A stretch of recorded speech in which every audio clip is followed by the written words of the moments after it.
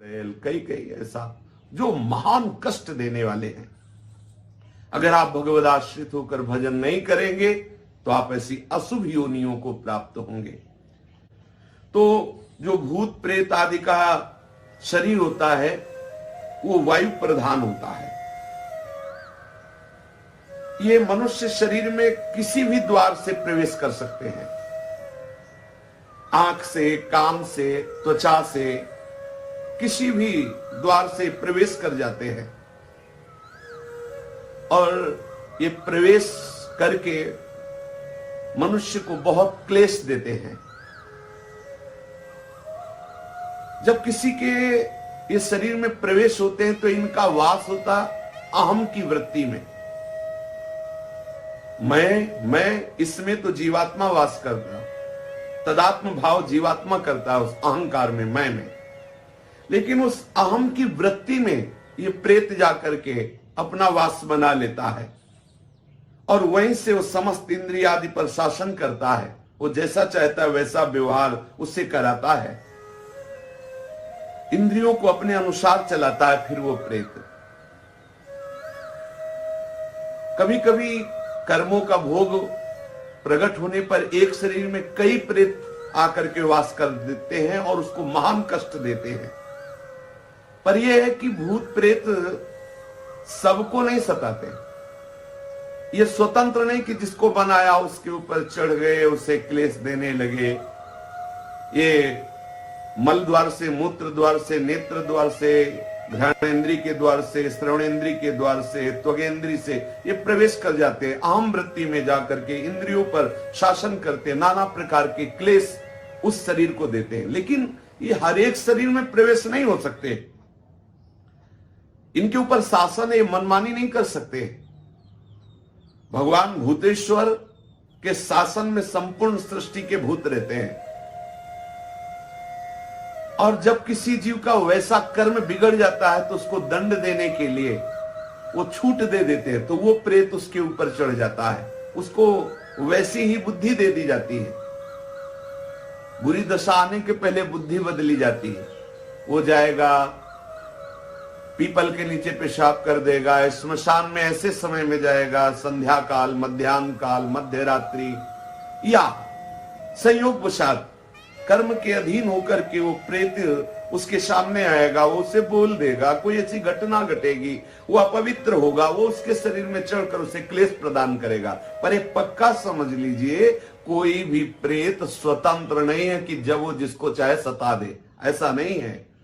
आपका जब कर्म बिगड़ेगा, आप अपवित्र होंगे और ऊपर से भूतेश्वर का इशारा होगा, तब वो भूत आकर के आपको दंड देगा। ऐसे स्वतंत्र योनि नहीं तो फिर क्या है, जब जिसको चाहे वो परेशान करे, किसी के शरीर में जाकर के खूब खाए पिए और तो बड़े आनंद का विषय, फिर उसको दंड का। भूत योनि में जो जीव जाता है जलता रहता है। यद्यपि इतने समुद्र नदी आदि है, वो जल नहीं पी सकता, कितने वृक्षों में फल नहीं खा सकता, कितना भोजन दुकानों में है वो एक चख नहीं सकता, खा नहीं सकता, वो भूखा प्यासा चिल्लाता रहता है। जब कोई ऐसा पापात्मा, मलिन, अपवित्र शरीरधारी और ईश्वर का इशारा होता है, उसके कर्म बिगड़े हुए जो सामने शरीरधारी आया तो इशारे पर फिर उसके शरीर में पहुंचता है, फिर उसको जो जल आदि मिलता है उससे वो तृप्त होता है। मनुष्य का कोई बुरा कर्म का जो भोग आता है तभी इनका संयोग होता है।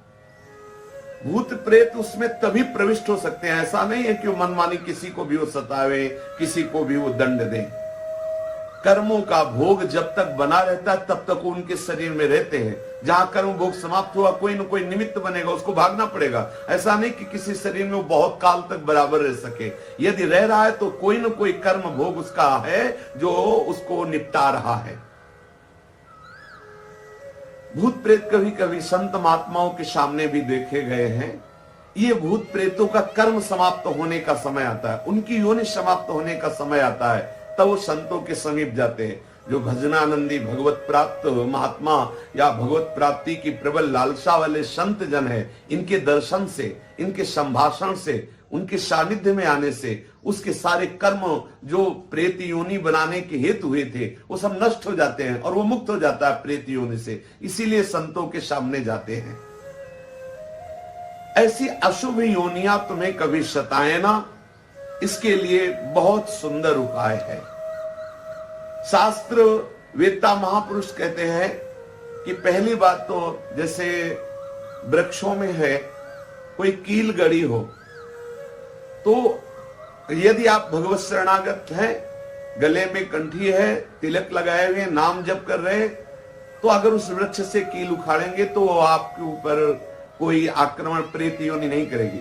हो सकता है वो कील किसी ने प्रेत को वहां अभिमंत्रित करके कील दिया हो और आपने इसे खिलवाड़ में कील निकाल दिया, संयोग आपका कर्म संयोग बना, तो वो फिर आपके ऊपर। या कोई बोतल जैसे है वो जमीन में गड़ी हुई है, उसमें प्रेत आत्मा को कील दिया गया किसी तांत्रिक ने, वो आपके द्वारा निकाली गई या फोड़ी गई तो आपके ऊपर हावी हो जाएगा।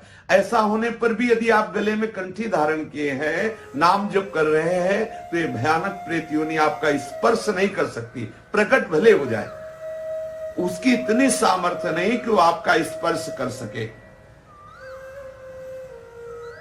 प्रेत योनि तभी आक्रमण करती जब आप अपवित्र होंगे, मुंह जूठा होगा, आप अपवित्र होंगे, आप भगवत विस्मरण किए होंगे, गले में कंठी नहीं होगी, आप भगवत आश्रित नहीं, तभी ऐसा होता है।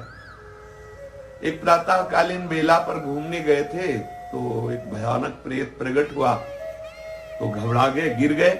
प्रेत ने उनका स्पर्श नहीं किया, थोड़ी देर खड़ा रहा, वो उनसे कुछ बोले नहीं और चल पड़े। प्रेत ने रोका भी नहीं, क्योंकि उनके गले में वो आकर के फिर संतों से मिले, बातचीत की कैसा, तो वो कोई भय प्रदान नहीं किया, अपने आप भय करके गिर गए, उसने स्पर्श भी नहीं किया, उसकी हिम्मत भी नहीं थी बोल दे। उन संतों ने बताया कि गले में तुम कंठी पहने थे, कुछ नियम भजन का करते थे, इसलिए किसी की ताकत नहीं कि तुम्हें छू सके। भगवान नाम में, भजन में बड़ी सामर्थ्य है।